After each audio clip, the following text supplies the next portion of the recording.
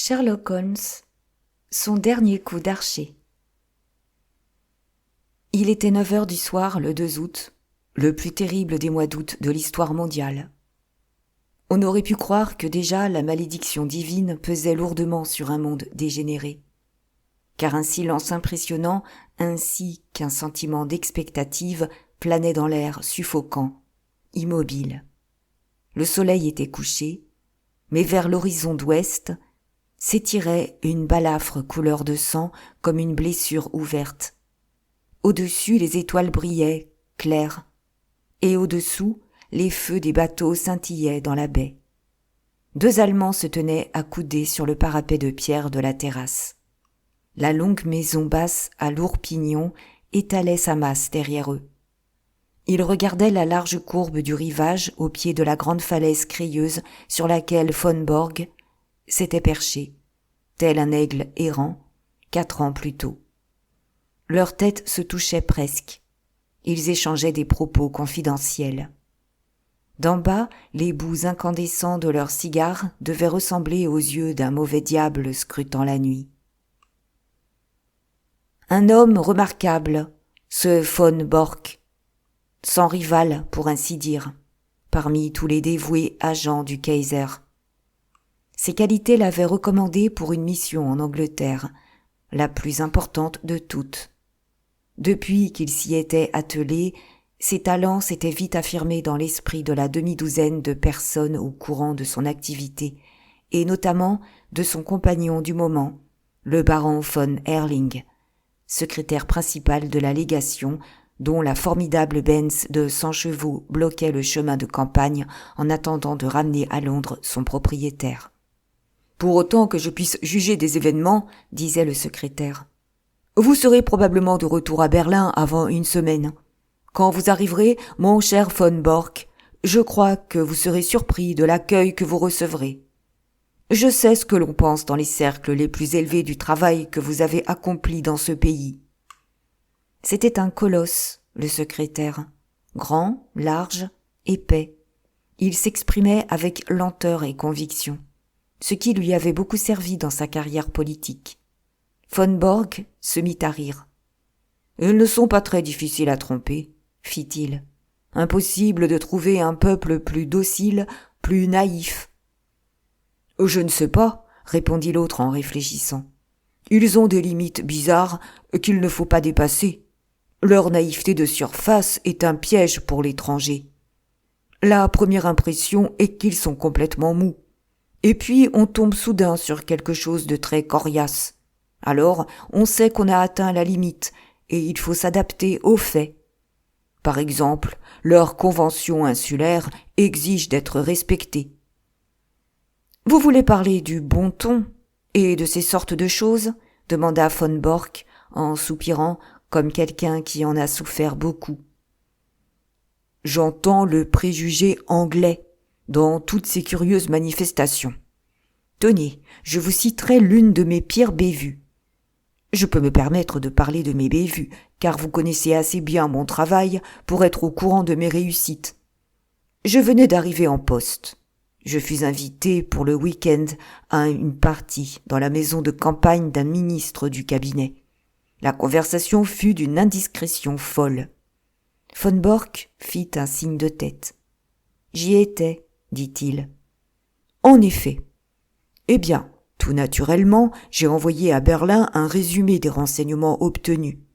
Pour mon malheur, notre brave chancelier a la main un peu lourde dans ce genre d'affaires, et il a transmis une observation qui montrait éloquemment qu'il savait ce qui avait été dit. Bien sûr, la piste remontait droit sur moi. Vous n'avez pas idée du mal que cette histoire m'a fait. Je peux vous assurer qu'en l'occurrence, il ne restait rien de mou chez nos hôtes anglais. J'ai mis 2 ans à faire oublier ce scandale. Mais vous, qui posez aux sportifs... Non, ne m'appelez pas un poseur. Une pose évoque un artifice. Or, je suis tout à fait naturel. Je suis né sportif. J'aime le sport. Votre efficacité s'en trouve accrue. Vous faites de la voile contre eux, vous chassez avec eux, vous jouez au polo, vous êtes leur égal dans n'importe quel sport. Votre attelage à 4 a remporté le Grand Prix. J'ai même entendu dire que vous acceptiez de boxer avec leurs jeunes officiers. Quel est le résultat ? Personne ne vous prend au sérieux. Vous êtes un bon vieux sportif, un type tout à fait bien pour un Allemand, qui boit sec, qui fréquente les boîtes de nuit, qui mène une vie de bâton de chaise, que sais-je encore. Et cette paisible maison de campagne qui vous appartient est le centre d'où part la moitié du mal qui est fait à l'Angleterre, tout comme son sportif propriétaire est le plus astucieux des agents secrets. C'est génial, mon cher von Bork, génial. Vous me flattez, baron, mais j'ai certainement le droit de dire que mes 4 années passées dans ce pays n'ont pas été improductives. Je ne vous ai jamais montré mon petit entrepôt. Voudriez-vous entrer un instant ? La porte du bureau ouvrait directement sur la terrasse. Von Bork la poussa et, passant le premier, alluma l'électricité. Puis il referma la porte derrière la silhouette massive qui l'avait suivi et tira un épais rideau devant la fenêtre grillagée. Ce n'est que lorsque toutes ces précautions furent prises et vérifiées qu'il tourna vers son invité un visage aquilin bronzé par le soleil. « Quelques papiers ne sont plus ici, dit-il. Quand ma femme et les domestiques sont partis hier pour Flessingue, ils ont emporté les moins importants. Pour les autres, je réclamerai la protection de l'ambassade. Votre nom figure déjà parmi ceux de la suite personnelle de l'ambassadeur. Il ne s'élèvera aucune difficulté pour vous et vos bagages.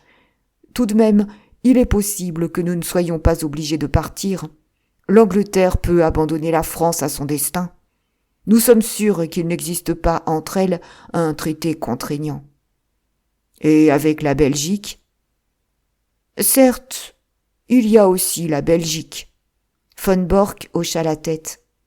Je ne vois pas comment l'Angleterre ne bougerait pas. Avec la Belgique, elle est liée par un traité formel. Elle ne pourrait jamais se relever d'une telle humiliation. Du moins aurait-elle la paix pour quelque temps. Mais son honneur ? Bon, mon cher, nous vivons une époque utilitaire. L'honneur est une conception médiévale. En outre, l'Angleterre n'est pas prête.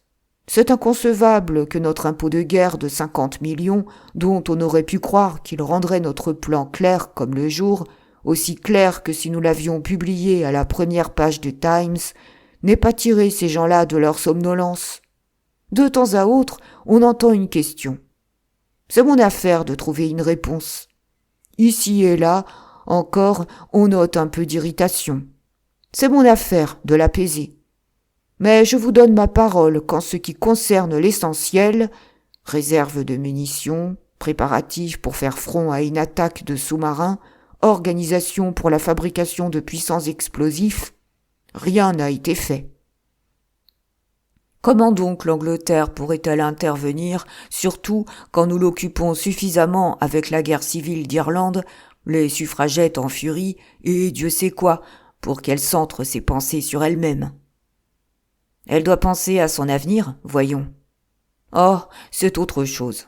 Je suppose que, pour l'avenir, nous avons des desseins très précis sur l'Angleterre, et que vos renseignements vous seront d'une importance vitale. Avec Monsieur John Bull, c'est pour aujourd'hui ou pour demain. S'il préfère aujourd'hui, nous sommes absolument prêts.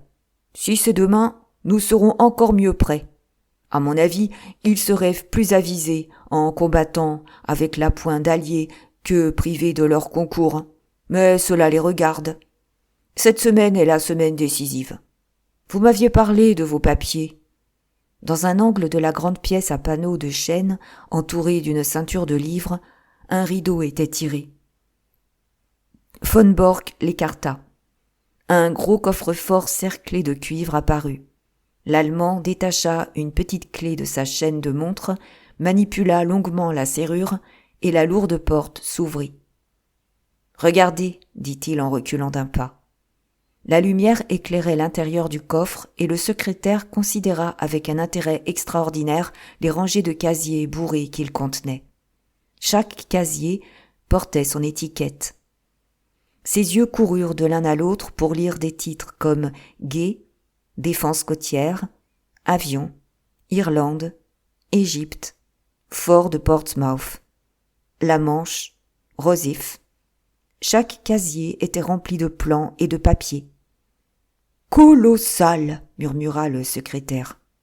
Il posa son cigare pour applaudir doucement des deux mains. Et tout cela en 4 ans, baron. Pas mal, n'est-ce pas, pour le buveur, le noceur, le chasseur, le sportif. Mais le joyau de ma collection va venir, et tout est prêt pour l'accueillir. Il désigna un casier sur lequel était écrit « Transmission de la marine ». « Mais vous avez déjà un bon dossier, il me semble. » Vieux papiers, qui ne sont plus à la page. L'amirauté a été alertée. Je ne sais comment. Et elle a changé tous ses codes. Ça a été un coup dur, baron. Le pire revers de toutes mes campagnes. Mais grâce à mon carnet de chèques et au brave Altamont, le malheur sera réparé cette nuit même. Le baron regarda sa montre et poussa une exclamation gutturale de déception. Réellement, je ne peux pas attendre plus longtemps. Vous pensez bien qu'il y a du remue-ménage en ce moment à Carlton Terrace et que nous devons être tous à nos postes. J'avais espéré rapporter la nouvelle de votre grand coup. Altamont ne vous a pas fixé d'heure? Von Bork lui montra un télégramme. Viendrai sans faute ce soir et apporterai les nouvelles bougies d'allumage. Altamont. Des bougies d'allumage? Vous le voyez. Il joue à l'expert automobile et je possède, moi, un garage. Dans notre code, chaque renseignement qu'il va m'apporter est baptisé du nom de l'un de ces éléments. S'il parle d'un radiateur, il s'agit d'un cuirassé. Une pompe à huile est un croiseur, etc. Les bougies d'allumage sont les signaux de la marine. « Daté de Portsmouth à midi », dit le secrétaire en examinant le télégramme. « À propos, combien lui donnez-vous » 500 livres pour ce travail particulier. Naturellement, il a aussi un salaire. Il est gourmand, ce coquin. Les traîtres sont bien utiles, mais je ne les paie jamais qu'à contre-cœur. Je ne paie jamais Altamont à contre-cœur. C'est un travailleur magnifique. Si je le paie bien, du moins me remet-il de la bonne marchandise, pour reprendre son expression. En outre, ce n'est pas un traître. Je vous affirme que les sentiments anti-anglais du plus pur Pain-Germain de nos Junkers sont ceux d'une colombe au biberon en comparaison de la haine qu'avouait à l'Angleterre cet Irlandais d'Amérique. Oh, c'est un Irlandais d'Amérique? Si vous l'entendiez parler, vous ne pourriez pas douter de son origine. Parfois je le comprends à peine. À croire qu'il a déclaré la guerre autant à l'anglais du roi qu'au roi d'Angleterre. Êtes-vous absolument obligé de partir? Il va arriver d'un instant à l'autre. Non, je regrette, mais je suis déjà resté trop longtemps. Nous vous attendons pour demain de bonne heure. Quand vous ferez franchir à ce livre des transmissions la petite porte en haut des marches du perron du duc d'York, vous pourrez inscrire un triomphal « fin » à votre activité en Angleterre. Comment? Du Tokay? Il désigna une bouteille bien cachetée et couverte de poussière, placée sur un plateau avec 2 verres. Puis-je vous en offrir avant que vous repreniez la route? Non, merci. Mais une orgie se prépare? Altamont est fin connaisseur en vin, et il aime spécialement mon Tokay. C'est un personnage susceptible, et je le ménage dans les détails. Croyez-moi, il faut que je le soigne. Ils avaient regagné la terrasse, à l'extrémité de laquelle le chauffeur du baron mit en marche le moteur de la grosse voiture. « Ce sont les lumières de Harwich, je suppose », dit le secrétaire en mettant son imperméable. « Comme tout semble calme et pacifique. Il se pourrait qu'avant 8 jours, il y ait ici d'autres lumières, et que la côte anglaise soit un endroit moins tranquille. Le ciel également pourrait n'être pas tout à fait aussi paisible si nos braves zeppelins tiennent leurs promesses. Tiens, qui vois-je là? » Derrière eux, une seule fenêtre était éclairée. À côté de la lampe, devant une table, était assise une vieille femme au visage coloré, coiffée d'un bonnet. Elle était penchée sur un tricot et elle s'arrêtait de temps à autre pour caresser un gros chat noir qui se tenait près d'elle, sur un escabeau. Martha, la seule domestique que j'ai gardée. Le secrétaire émit un petit rire. Elle pourrait presque personnifier Britannia repliée sur elle-même dans une atmosphère de somnolence confortable. Eh bien, au revoir, von Bork. Sur un geste de la main, il monta dans sa voiture et les deux phares projetèrent bientôt leurs cônes dorés dans la nuit. Le secrétaire s'était affalé sur les coussins à l'arrière de la somptueuse limousine et il avait l'esprit si préoccupé par l'imminence de la tragédie européenne qu'il ne fit pas attention à une petite Ford qu'il croisa dans la rue du village. Von Bork revint lentement vers son bureau. Au passage, il remarqua que sa vieille femme de charge avait éteint sa lampe et était allée se coucher. C'était nouveau pour lui, ce silence et cette obscurité d'une grande maison, car sa famille et une nombreuse domesticité ne l'avaient jamais quitté. Il éprouva néanmoins un soulagement à la pensée qu'ils étaient tous en sécurité et que, exception faite de cette unique vieille femme qui avait traîné dans la cuisine, il restait seul sur les lieux. Il avait beaucoup de choses à détruire dans son bureau. Il commença ce nettoyage par le vide jusqu'à ce que son visage fin de bel homme fût coloré par la chaleur que dégageaient les papiers qui brûlaient. Alors, il prit une valise de cuir et empaqueta méthodiquement le précieux contenu de son coffre-fort.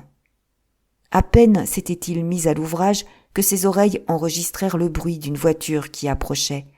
Il ne put réprimer une exclamation de satisfaction, boucla la valise, ferma le coffre avec sa clé et se précipita sur la terrasse. Il arriva juste à temps pour voir les phares d'une petite voiture qui s'arrêtait devant la grille. Un voyageur en descendit, s'avança vers lui d'un pas vif, tandis que le chauffeur, un homme à la forte charpente et à la moustache grise, s'installait comme quelqu'un qui se résigne à une longue attente. « Alors ?» demanda avidement von Bork, qui était accouru au-devant de son visiteur. Pour toute réponse, l'homme agita triomphalement au-dessus de sa tête un petit paquet enveloppé de papier brun. « Vous pouvez me serrer joyeusement la main ce soir, mister, cria-t-il. Je ramène enfin le gâteau. Les signaux. Comme je l'ai dit dans mon télégramme, toutes les transmissions. Sémaphore, code des lampes Marconi, une copie. Si ça ne vous fait rien, pas l'original, c'était trop dangereux. Mais de la bonne marchandise, de la marchandise conforme. Vous pouvez vous y fier. Il assena une grande claque sur l'épaule de l'Allemand avec une familiarité vulgaire qui amena une grimace sur le visage de l'autre. « Entrez, dit-il. Je suis seul à la maison. Je n'attendais plus que vous. Bien sûr, une copie vaut mieux que l'original. Si un original manquait, il changerait le tout.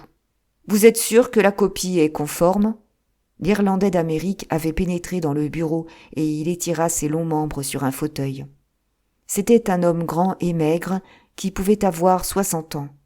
Il avait le visage osseux et portait une courte barbe en bouc. Il aurait pu passer pour une caricature de l'oncle Sam. D'un coin de sa bouche pendait un cigare juteux à demi fumé. Une fois assis, il frotta une allumette pour le rallumer. « Un petit déplacement en préparation, » fit-il en regardant autour de lui. « Dites, mister » Ses yeux étaient tombés sur le coffre-fort que le rideau avait mis à découvert. « Vous n'allez pas me dire que vous gardez tous vos papiers là-dedans ? » ?»« Pourquoi pas ? » ?»« Sapristi, dans un truc pareil. Et on vous prend pour un espion de classe. Mais n'importe quel cambrioleur yankee ouvrirait ça avec un ouvre-boîte.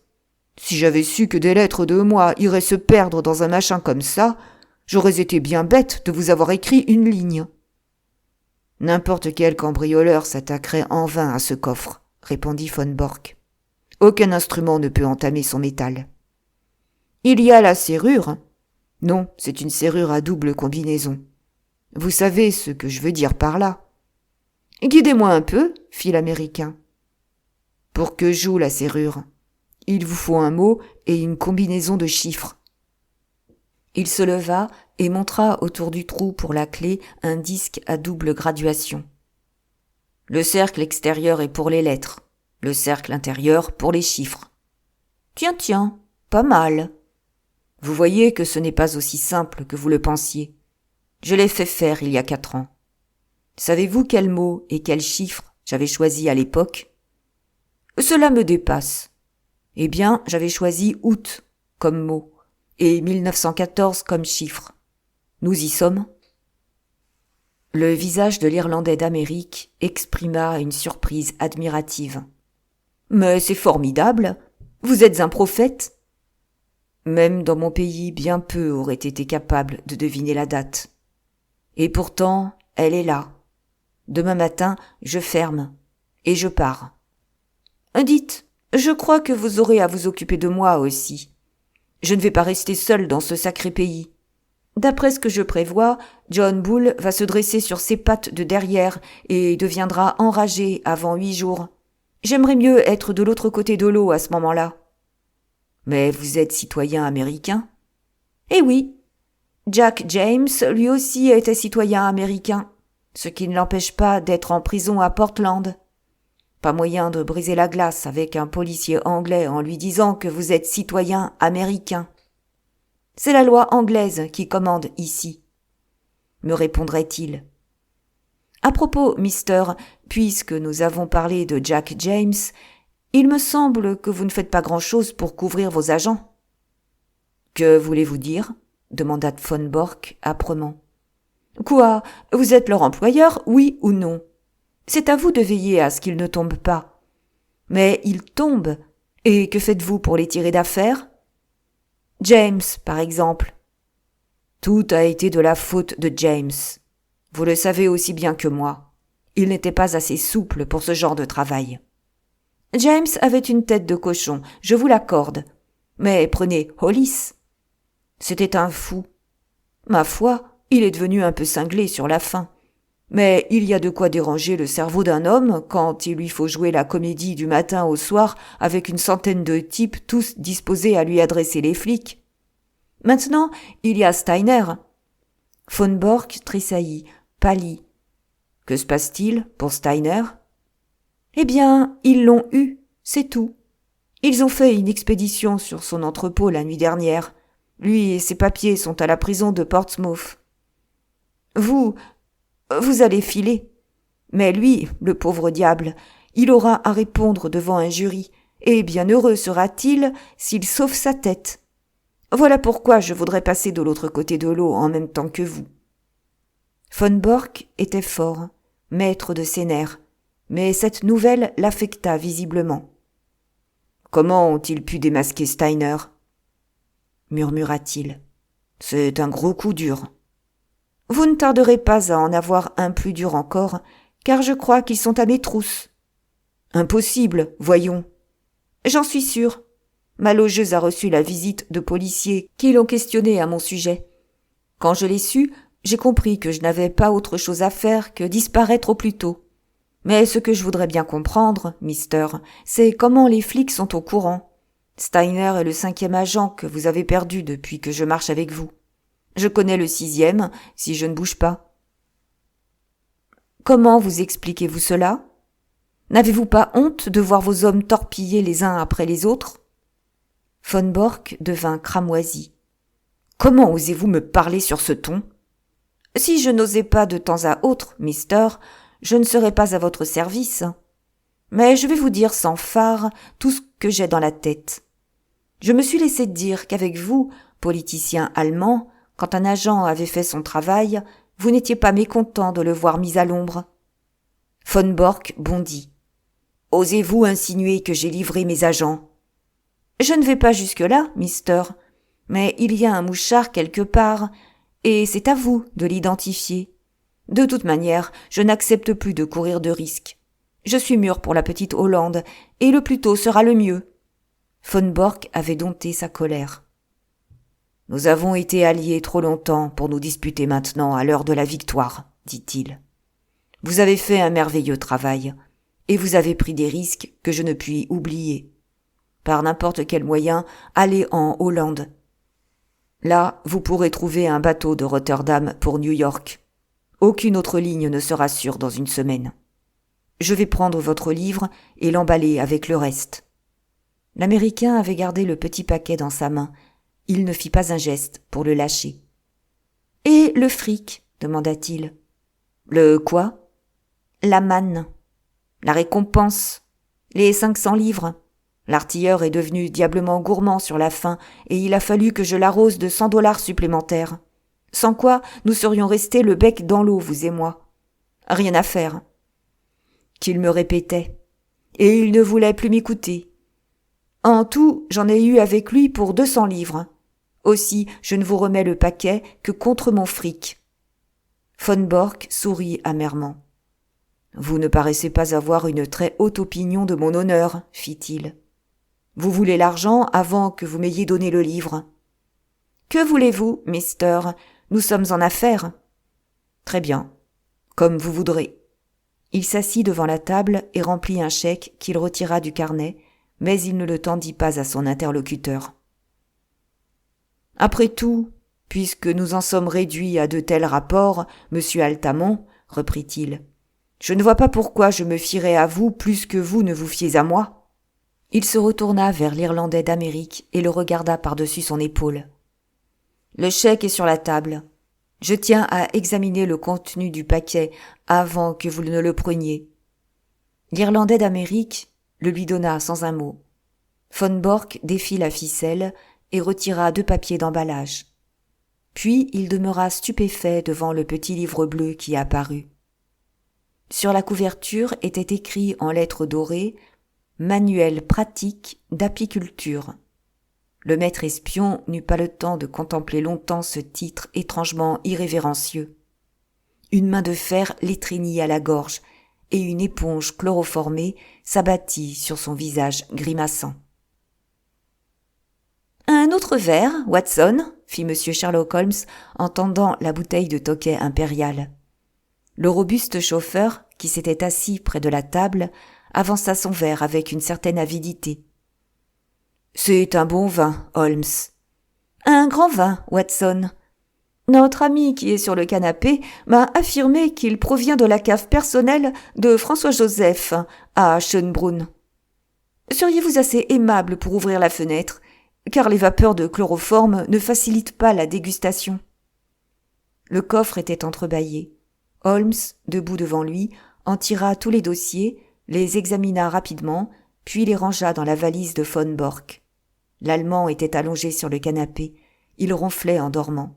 Une courroie ligotait ses bras, une autre immobilisait ses jambes. « Nous n'avons pas besoin de nous presser, Watson. Nous ne risquons pas d'être interrompus. Voudriez-vous sonner? Il n'y a personne d'autre dans la maison excepté la vieille Martha, qui a tenu admirablement son rôle. C'est elle qui m'a mise au courant quand j'ai pris l'affaire en main. Ah, Martha, vous serez heureuse d'apprendre que tout s'est bien passé. » La vieille femme était apparue sur le seuil. Elle s'inclina en souriant devant Sherlock Holmes, mais jeta un coup d'œil un peu inquiet vers la forme humaine étendue sur le canapé. « Il va bien, Martha, il n'a eu aucun mal. »« Cela me fait plaisir, monsieur Holmes. D'un certain point de vue, il a été un bon maître. Il voulait que je parte hier avec sa femme pour l'Allemagne, mais cela n'aurait guère convenu à vos plans, n'est-ce pas, monsieur ? » « Cela ne m'aurait pas du tout plu, Martha. Tant que vous étiez ici, j'étais tranquille. Nous avons attendu votre signal ce soir. » « Le secrétaire était là, monsieur. »« Oui, sa voiture nous a croisés. »« Je croyais qu'il ne partirait jamais. Je savais que vous auriez été contrarié, monsieur, si vous l'aviez trouvé ici. Plutôt contrarié, en effet.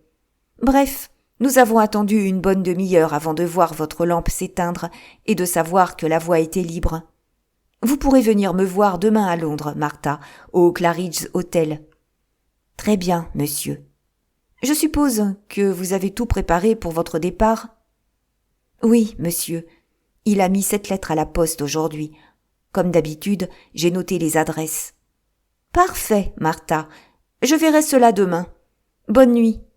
Ces papiers, poursuivit-il quand la vieille femme fut sortie, ne sont pas bien importants, car, bien sûr, les renseignements qu'ils contenaient sont parvenus depuis longtemps au gouvernement allemand. Ce sont des documents originaux qui pouvaient difficilement être exportés. Sont-ils donc inutiles? Je n'irai pas jusque-là, mon cher Watson. Ils montreront quand même à nos gens ce qui est connu des Allemands et ce qui ne l'est pas. Je puis dire qu'un bon nombre de ces papiers sont arrivés ici par mon intermédiaire, donc qu'ils sont autant de faux renseignements pour l'ennemi. Mes vieux jours s'éclaireraient d'une lueur de gaieté si je pouvais voir un croiseur allemand remonter la Solent en se fiant au plan de mine que j'ai fourni. Mais vous, Watson... Il interrompit son travail et prit son vieil ami par les épaules. « Je vous ai à peine regardé en pleine lumière. Comment supportez-vous le poids des ans? Vous êtes toujours le même enfant joyeux que j'ai connu. »« Je me sens rajeuni de 20 ans, Holmes. J'ai rarement éprouvé un plaisir aussi vif lorsque j'ai reçu votre télégramme me priant de vous retrouver à Harwich avec la voiture. Mais vous, Holmes, vous n'avez presque pas changé, sauf cet horrible bouc. » « Voilà les sacrifices que l'on consent à son pays, Watson, » répondit Holmes en tirant sur sa petite touffe de barbe. « Demain, ce bouc ne sera plus qu'un affreux souvenir. Avec mes cheveux coupés et quelques autres modifications de surface, je paraîtrai demain au Claridge's tel que j'étais avant ce déguisement américain. » « Mais vous vous étiez retiré, Holmes. Nous avions appris que vous viviez en ermite parmi vos abeilles et vos livres dans une petite ferme des South Downs. » En effet, voici le fruit de mon existence paisible, le magnum opus de mes dernières années. Il prit le livre sur la table et lut le titre en entier. Manuel pratique d'apiculture, avec quelques observations sur la ségrégation de la reine. Je l'ai écrit seul. Tel est le résultat de quantité de nuits de méditation et de jours de travail. J'ai surveillé le petit monde des abeilles avec autant d'intensité qu'à Londres, je surveillais le monde du crime. Mais comment êtes-vous sorti de votre retraite? Ah, je m'en étonne encore. J'aurais pu résister aux avances du ministre des Affaires étrangères, mais quand le Premier ministre a daigné me rendre visite sous mon humble toit, le fait est, Watson, que ce gentleman sur le canapé était un peu trop fort pour nos gens. Il est d'une classe exceptionnelle. Tout allait mal, et personne ne comprenait pourquoi tout allait mal. Des agents étaient soupçonnés, d'autres arrêtés, mais il était évident que derrière eux se tenait une force puissante et mystérieuse. Il devenait urgent de la démasquer. On a exercé sur moi certaines pressions pour que je m'occupe de l'affaire. Cela m'a coûté 2 années d'efforts, Watson, mais elles n'ont pas été tout à fait dépourvues d'amusement. J'ai commencé par un pèlerinage à Chicago. Je me suis enrôlé dans une société secrète irlandaise à Buffalo. J'ai causé de sérieux ennuis à la police de Skibbereen, ce qui m'a valu d'être remarqué par un agent de Von Bork, qui m'a recommandé à son patron comme un homme valable. Depuis lors, j'ai été honoré de sa confiance, et cela lui a valu de voir déjouer la plupart de ses plans et ses meilleurs agents en prison. Je veillais, Watson, et j'attendais le moment où le fruit serait mûr. « Eh bien, monsieur, j'espère que vous ne vous sentez pas trop mal ?» Cette dernière phrase s'adressait à Von Bork, qui, après force bâillements et clignotements, avait écouté Holmes. Il déversa un furieux torrent d'injures en allemand. La rage déformait ses traits. Pendant que son prisonnier jurait et sacrait, Holmes reprit l'investigation des documents qu'il avait commencés. Bien que peu musicale, l'allemand est la plus expressive de toutes les langues, remarqua-t-il quand Von Bork, à bout de souffle, se fut tu. Ah ah, ajouta-t-il en regardant de près un dessin. Voici quelque chose qui devrait permettre la capture d'un autre oiseau. Je n'aurais pas cru que le commissaire de la marine était un tel coquin. Et pourtant, il y avait longtemps que je le surveillais. Mr. Von Bork, vous allez avoir à répondre de beaucoup de méfaits. Le prisonnier s'était redressé non sans difficulté sur le canapé, et il considérait son vainqueur avec un mélange de stupéfaction et de haine. « Je vous revaudrai cela, altamment, dit-il, en parlant avec une lenteur résolue. Quand même j'y consacrerai toute ma vie. Je vous revaudrai cela. La bonne vieille chanson, fit Holmes. Combien de fois l'ai-je entendue jadis? C'était le leitmotiv préféré de feu le regretté professeur Moriarty. Le colonel Sébastien Moran l'a également répété. Et pourtant, je suis encore en vie, et je m'occupe d'apiculture dans les South Downs. Soyez maudit, double traître! Cria l'Allemand en essayant de se libérer de ses liens tout en lançant à Holmes des regards assassins. Non, je ne suis pas aussi mauvais que cela, fit Holmes en souriant. Comme vous avez pu le deviner, Monsieur Altamont de Chicago n'a jamais existé. Je me suis servi de ce nom. N'en parlons plus. Qui êtes-vous donc? Qui je suis? Oh, c'est vraiment sans importance.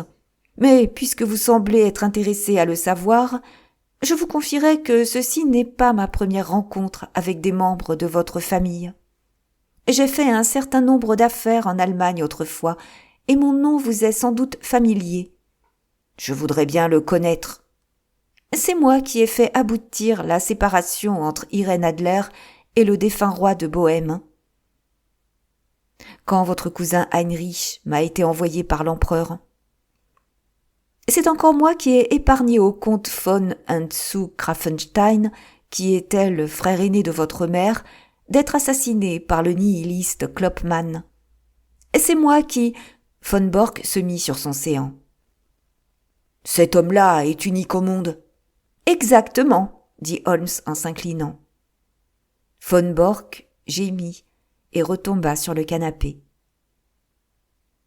Mais la majeure partie de mes renseignements me venait à travers vous, s'exclama-t-il. Que valait-il? Ah, qu'ai-je fait?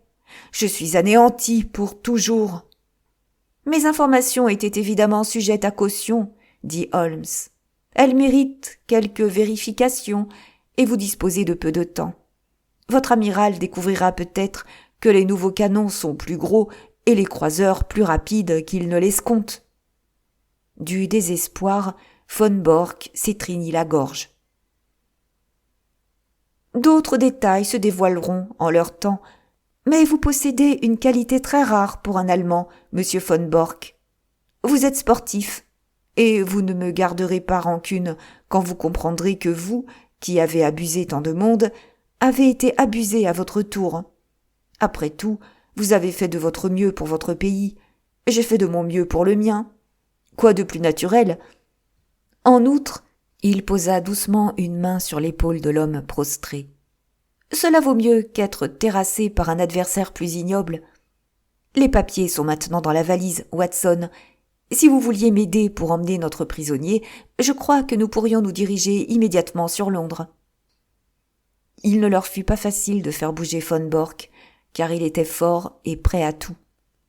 Finalement, en lui tenant chacun un bras, les deux amis lui firent descendre l'allée du jardin qu'il avait remontée avec tant d'orgueilleuse confiance quand il avait reçu quelques heures plus tôt les compliments du diplomate. Après une courte lutte, il fut hissé, pieds et poings liés, sur le siège arrière de la petite voiture, avec sa précieuse valise à côté de lui. « J'espère que vous êtes aussi confortablement installé que le permettent les circonstances, » dit Holmes, quand tout fut prêt pour le départ. « Prendrai-je la liberté d'allumer un cigare et de le placer dans votre bouche ?» Mais toutes ces amabilités se heurtèrent à la colère de l'Allemand. « Je suppose que vous avez réfléchi à ceci, monsieur Sherlock Holmes. Si votre gouvernement couvre vos agissements, c'est un acte de guerre. » Que voulez-vous dire avec mes agissements et le gouvernement? Vous êtes un particulier. Vous n'avez aucun mandat pour m'arrêter. Tout dans votre procédé est absolument illégal et insultant. Absolument, répondit Holmes. Kidnapper un sujet allemand et lui dérober ses papiers personnels. Bien, je vois que vous réalisez votre situation. Vous et votre complice. Si j'appelais à l'aide en traversant le village... Mon cher monsieur, si vous faisiez quelque chose d'aussi stupide, vous augmenteriez probablement le nombre des enseignes de nos auberges de village en nous fournissant un nouveau point d'histoire locale. Ô Prussiens pendus! L'Anglais est patient, mais à présent, il s'est mis un tout petit peu en colère, et il vaudrait mieux ne pas le pousser trop loin. Non, monsieur von Bork. Vous nous accompagnerez tranquillement et délicatement à Scotland Yard, d'où vous pourrez appeler votre ami le baron von Herling afin d'examiner avec lui si vous ne pourriez pas quand même occuper la place qui vous a été réservée dans la suite personnelle de l'ambassadeur. Quant à vous, Watson, Londres n'est pas trop loin pour votre vieille voiture. Venez avec moi un instant sur la terrasse, car c'est peut-être le dernier entretien paisible que nous aurons ensemble. Pendant quelques minutes, les deux amis bavardèrent tranquillement à cœur ouvert. Leurs prisonniers se débattaient en vain pour se libérer de ces liens. Quand ils regagnèrent la voiture, Holmes se retourna pour contempler la mer éclairée par la lune et hocha pensivement la tête. « Le vent d'Est se lève, Watson. »« Je ne crois pas, Holmes. Il fait très chaud. »« Cher vieux Watson, vous êtes le seul point fixe d'une époque changeante. Un vent d'Est se lève néanmoins. Un vent comme il n'en a jamais soufflé sur l'Angleterre. Il sera froid et aigre, Watson. Bon nombre d'entre nous n'assisteront pas à son accalmie. Mais c'est toutefois le vent de Dieu. Et une nation plus pure, meilleure, plus forte, surgira à la lumière du soleil quand la tempête aura passé. Mettez en marche, Watson. Il est temps de partir. J'ai un chèque de 500 livres dans ma poche. Je voudrais le toucher le plus tôt possible, car le tireur serait tout à fait capable de faire opposition si on lui en laissait la possibilité.